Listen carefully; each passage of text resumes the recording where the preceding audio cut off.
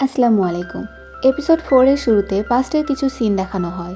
ম্যাক্সেনা একটা স্টোরে তার প্রয়োজনীয় কিছু জিনিস নিতে এসেছিল। তখন সে টিভিতে ডোরাইক এবং হাইজুর রিলেশনশিপের খবর দেখে। এটা দেখে ম্যাক্সেনা অনেক বেশি কষ্ট পায়। সেই সময় হাইজু ডোরাইকের ট্রেনই ছিল। তখন তাদের একটা ছবি অনেক বেশি ভাইরাল হচ্ছিল, যেখানে ডোরাইক এবং হাইজু একটা গাড়ির মধ্যে হাত ধরেছিল। এগুলো দেখে ম্যাক্সেনা নিজেকে বাসায় বন্দি করে ফেলেছিল। সে খাওয়া দাওয়া সব ছেড়ে দিয়েছিল। সে ধীরে ধীরে অসুস্থ হয়ে যাচ্ছিল। চুনজেই তার জন্য খাবার নিয়ে আসতো, কিন্তু ম্যাক্সেনা সেগুলো নিত না। সে নিজের বাসা থেকে বের হয় বন্ধ করে দিয়েছিল। এইভাবে 3-4 দিন কেটে যায়। তখন ম্যাক্সেনার একজন ফ্রেন্ড তাকে মেসেজ করে বলে যে ডোরাইক সিঙ্গেল। সেই ডেটিংয়ের নিউজটি একটি ফেক নিউজ। ডোরাইক নিজেও একটা ইন্টারভিউ দেয়, যেখানে সে বলে আমরা শুধু ভালো বন্ধু, আমরা একে অপরকে ডেট করছি না। এই নিউজ দেখে ম্যাক্সেনা অনেক বেশি খুশি হয়ে যায়। সে আবারও আগের মতো হয়ে যায়। সিন চেঞ্জ হয়ে প্রেজেন্টের দৃশ্য দেখানো হয়। ম্যাক্সেনা হাইজুকে দেখে ভাবছিল এটাই তো সেই মেয়ে যার সাথে ডোরাইকের ডেটিং রিউমার বের হয়েছিল। তখন একটা রিপোর্টার যার নাম ছিল বেক, সে ডোরাইকদের ছবি তুলতে শুরু করে। ম্যাক্সেনা তাকে দেখে ডোরাইকদের জলদি গাড়ির ভেতর বসতে বলে এবং সে তাদের নিয়ে অন্য কোথাও যেতে শুরু করে। গাড়ির মধ্যে হাইজু ডোরাইকের হাত ধরার চেষ্টা করছিল, কিন্তু ডোরাইক এমনটি করতে দেয় না। ম্যাক্সেনা আয়নায় এগুলো দেখতে পাচ্ছিল। এরপর ডোরাইক ম্যাক্সেনাকে ডেশ ক্যাম্প বন্ধ করে তাদের অন্য কোনো জনশূন্য এলাকায় নিয়ে যেতে বলে। ম্যাক্সেনা তাদের একটি নির্জন জায়গায় নিয়ে আসে। এরপর চুনজেইকেও সেখানে আসতে বললে চুনজেই সেখানে চলে আসে। আজ তার প্রমোশন ডে ছিল, তারপরও ম্যাক্সেনার এক ডাকে চুনজেই এখানে চলে এসেছে। চুনজেই ডোরাইকের সাথে একটা মেয়েকে দেখে বলে এটা কে ডোরাইকের সাথে? এটা সেই মেয়ে না যার সাথে ডোরাইকের ডেটিং নিউজ বের হয়েছিল, যার জন্য তুমি খাওয়া দাওয়া সব বন্ধ করে দিয়েছিলে? দেখো, তুমি আবারও এইসব নিয়ে কষ্ট পেও না। ডোরাইক তো একজন সেলিব্রিটি, তার অনেকগুলো গার্লফ্রেন্ড থাকবে, এটাই স্বাভাবিক। তুমি কেন এরকম লোকের জন্য কষ্ট পাবে? তোমার তাকে ভালোবাসা উচিত নয়। ম্যাক্সেনা রাগী দৃষ্টিতে তার দিকে তাকায়। অন্যদিকে ডোরাইক হাইজুর সাথে কথা বলছিল। সে বলে তুমি এখানে কেন এসেছো? তুমি ভয় পেও না, আমি তোমার নাম এইসব কিছুর মধ্যে জড়াবো না। হাইজু বলে আমি এই জন্য তোমার সাথে দেখা করতে আসিনি। ডোরাইক বলে আমি তোমার সাথে কোনো কথাই বলতে চাই না, তুমি এখান থেকে যাও। এই বলে ডোরাইক সেখান থেকে যেতে শুরু করলে হাইজু বলে আমি সেদিন জেইকে ডরমেটরিতে যেতে দেখেছিলাম, কিন্তু পুলিশের জিজ্ঞাসাবাদ করার সময় সে বলেছিল যে সে হসপিটালে ছিল, কিন্তু এটা পুরোটাই মিথ্যা কথা। এগুলো শুনে ডোরাইক ম্যাক্সেনার কাছে আসে। ম্যাক্সেনা বলে এটা সেই মেয়ে না যার সাথে সেদিন রাতে তুমি দেখা করেছিলে? তুমি এগুলো আমাকে আগে কেন বলনি? ডোরাইক বলে এই কেসের সাথে হাইজুর কোনোই সম্পর্ক নেই, তাই জন্য বলিনি। সে বলে আমার এক জায়গায় যেতে হবে, তুমি দয়া করে সেফলি হাইজুকে তার বাসায় পৌঁছে দিও। এটা বলে সে চুনজেইয়ের বাইক নিয়ে সেখান থেকে চলে যায়। চুনজেই তাকে পেছন থেকে ডাকলেও সে শোনে না। অন্যদিকে ডিটেকটিভ নামসিক বিয়ংকে সেই সিসিটিভি ফুটেজ দেখাচ্ছিল, অর্থাৎ সেই রাতে যখন ডোরাইকের সামনে হাইজু অনেক জোরে গাড়ি এনে থামিয়েছিল। মনে হচ্ছিল যে সে গাড়ি চাপা দিয়ে ডোরাইককে মারতে চাচ্ছিল। বিয়ং নামসিকের কাছে জানতে চায় কে এই মেয়ে। নামসিক বলে সেটা এখনো জানতে পারিনি। অন্যদিকে ম্যাক্সেনা চুনজেইকে বাসায় ছেড়ে অফিসে যাচ্ছিল। চুনজেইকে ম্যাক্সেনা বলে এরপর থেকে আমার ফিলিংসের ব্যাপারে তুমি কিছু বলবে না। আমি এতটাও নির্বোধ নই যে নিজের ফিলিংস নিয়ে হেরে যাব। আর একটা কথা, ডোরাইক বলেছিল তারা যখন সেদিন রাতে দেখা করেছিল তারা একটা গাড়ির মধ্যে ছিল, তো তুমি গিয়ে সেই ট্যাক্সি খুঁজে বের করো এবং তার ড্যাশ ক্যামের ভিডিও নিয়ে আসো। সিন চেঞ্জ হলে জেইকে দেখানো হয় যে কোম্পানি ছেড়ে যেতে চাচ্ছিল। ম্যানেজার তাকে থামানোর চেষ্টা করলে সে অনেক বাজে ব্যবহার করতে শুরু করে এবং বলে এখানে থেকে আমার কোনোই লাভ নেই, কাজ তো তোমরা আমাকে দিচ্ছ না। তখন ইয়নবিন নামের ছেলেটি তাকে বোঝানোর চেষ্টা করে। তখন উল্টে জেই তাকে বলে তুমিও এই কোম্পানি ছেড়ে দাও, এখানে থেকে কোনোই লাভ নেই। সেই সময় সেখানে ডোরাইক চলে আসে এবং জেইকে জিজ্ঞাসা করতে থাকে যে সেয়ং এর মার্ডার হওয়ার দিন সে কোথায় ছিল। জেই বলে তুমি কি বোঝাতে চাচ্ছ? আমাকে দোষ দিতে চাচ্ছ? কিন্তু তুমি যাই করো, তুমি বাঁচতে পারবে না। তখন ইয়নবিন বলে জেহি হসপিটালেই ছিল, আমি তাকে দেখেছিলাম। তখন ডোরাইক এবং জেহি লড়াই করতে শুরু করে। ম্যানেজার ডোরাইককে বাইরে নিয়ে যায় এবং তাকে শান্ত করার চেষ্টা করে।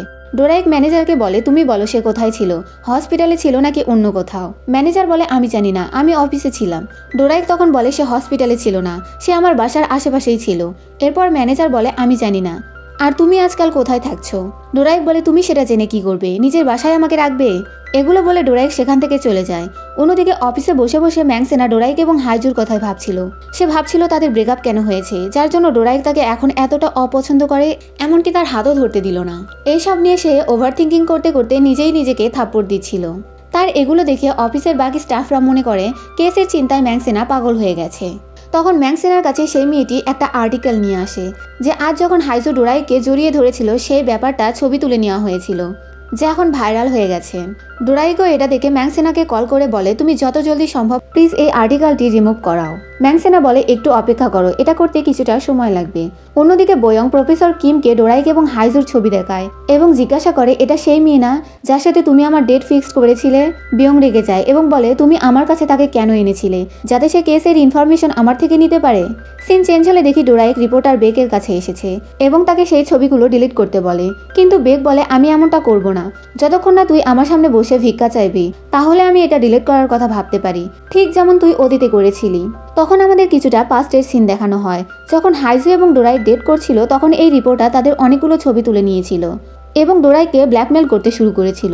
ডোরাইক তাকে বলেছিল যে তাকে কোনোই টাকা দিতে পারবে না, সে হাইজুকে ভালোবাসে, এটা দোষের কিছু নয়। তখন রিপোর্টার তাকে থামায় এবং তাকে আরও কিছু ছবি দেখায় যেখানে হাইজু আরও অন্যান্য ছেলেদের সাথে ছিল। হতে পারে এই জন্যই ডোরাইক এখন হাইজুকে এতটা অপছন্দ করে। এদিকে ম্যাংসেনাও ডোরাইক এবং রিপোর্টারের এখানে আসতে নিয়ে তাদের সব কথা শুনতে পেয়েছিল, ফলে সে বুঝতে পারে ডোরাইক এবং হাইজুর ব্রেকআপ কেন হয়েছিল। রিপোর্টার বলে হাইজু ইয়নহুয়া গ্রুপের মেয়ে, তাই না?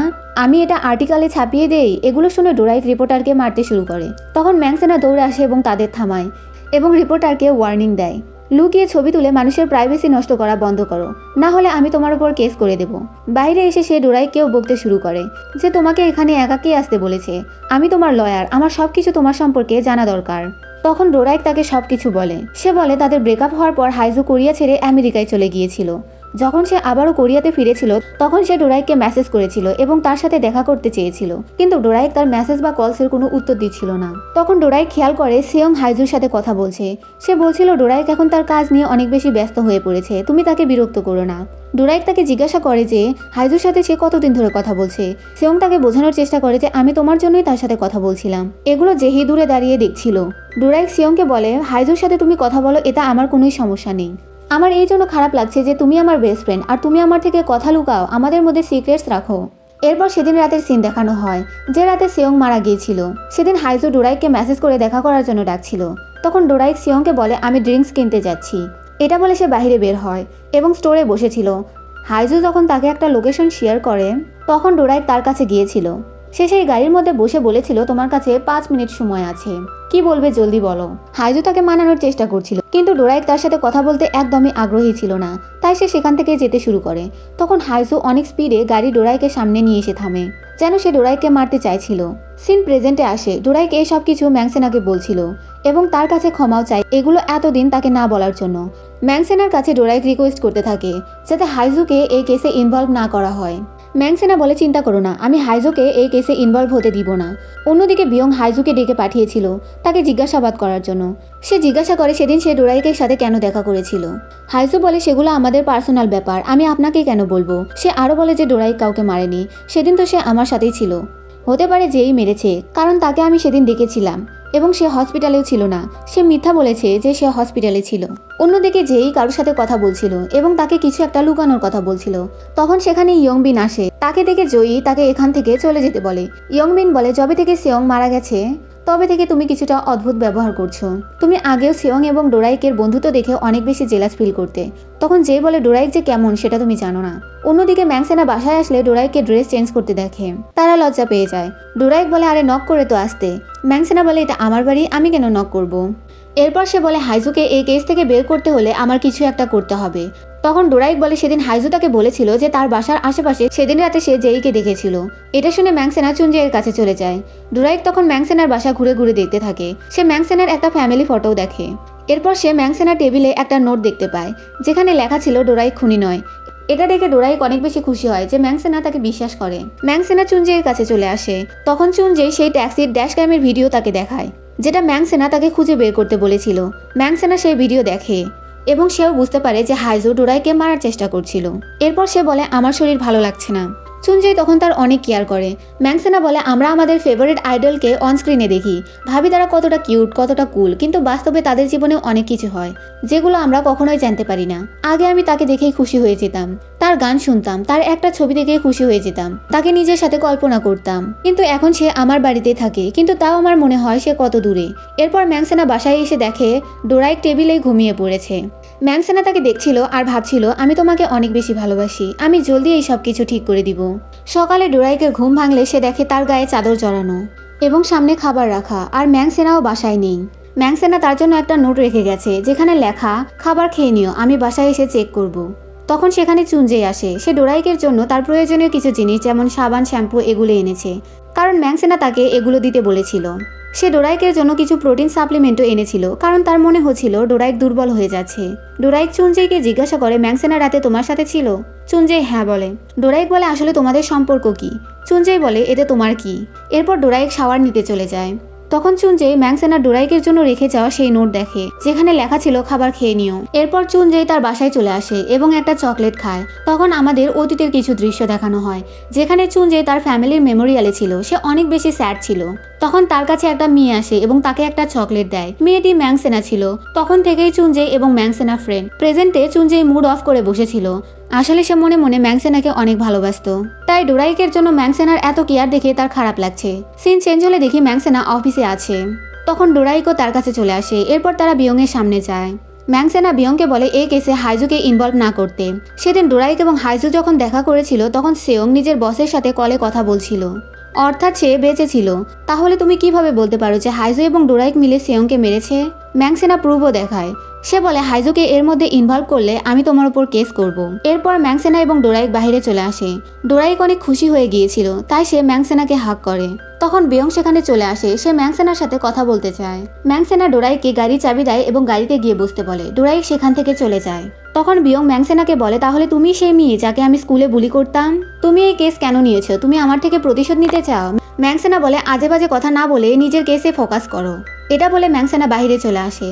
বাইরে এলে ডোরাইক ম্যাংসেনাকে জিজ্ঞাসা করতে থাকে, তুমি বিয়ংকে পার্সোনালি চেনো নাকি? আর এমনিতেও তুমি অনেক সুন্দর, ইয়ং, তাহলে তোমার বয়ফ্রেন্ড নেই কেন? চুনজেই তোমার বয়ফ্রেন্ড, তাই না? আর হতে পারে বিয়ং তোমার এক্স। এগুলো শুনে ম্যাংসেনা তার উপর চিল্লিয়ে উঠে বলে, ছি, কি সব আজে বাজে কথা বলছো? বিয়ং আমার ক্লাসমেট ছিল। সে আমাকে অনেক বুলি করতো। আমি পারলে তার জান নিয়ে নেই। তারা এইসব কথা বলতে বলতে যাচ্ছিল। তখন তাদের গাড়ির ব্যালেন্স নষ্ট হয়ে যায়। তাদের ব্রেক ফেল হয়ে যায়। ফলে গাড়ি কন্ট্রোল হারিয়ে ফেলে এবং তা ছিটকে রাস্তার অন্যদিকে চলে যায়। আর এই এপিসোড এখানেই শেষ হয়ে যায়। Thanks for watching.